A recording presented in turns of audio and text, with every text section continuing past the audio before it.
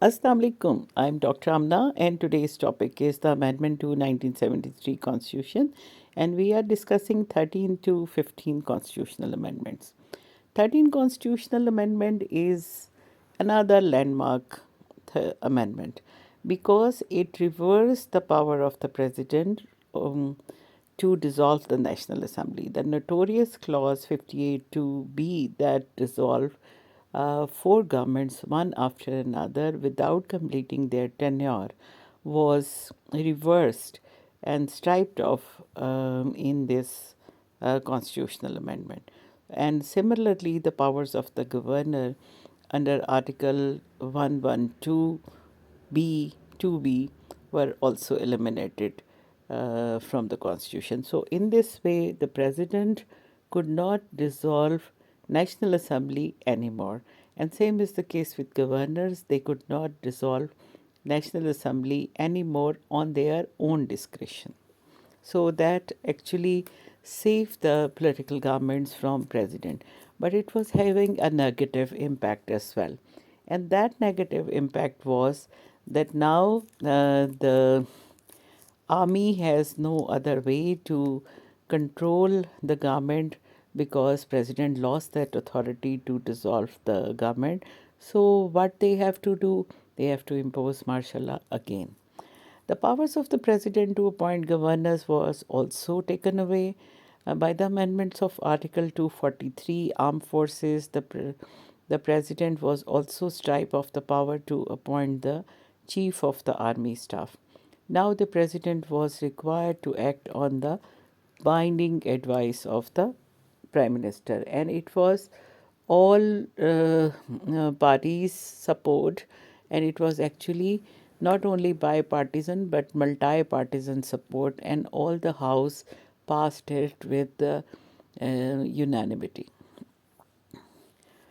13th constitutional amendment reversed all powers and it provided assembly a security. Now we come to the 14th Amendment to the Constitution. It was passed by the Parliament in 1997. Through this amendment, Article 63A was inserted into the Constitution. The article read, if a member of a parliamentary party composed of a single political party in a house resign from membership of the political party and join another parliamentary party, vote or abstain from voting against the direction of parliamentary party in elections to the prime minister or the chief minister, uh, does not vote, and in vote of confidence or a vote of no confidence, they abstain. In a money bill or constitutional amendment bill, the one member abstain against the direction of its own parliamentary party, their seats stand cancelled.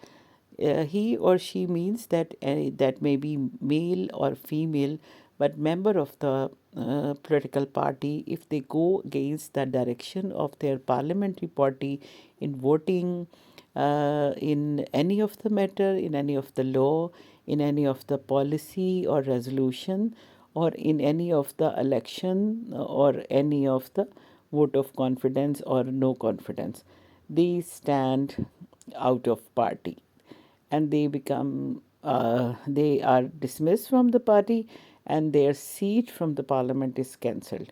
This constitutional clause was very dangerous because it established the control of party leadership to on the ordinary members, and it curtails the power of ordinary member to speak their mind and brain, and they were so much subordinated to the party discipline that they can be dismissed by their any of these acts which I enlisted before.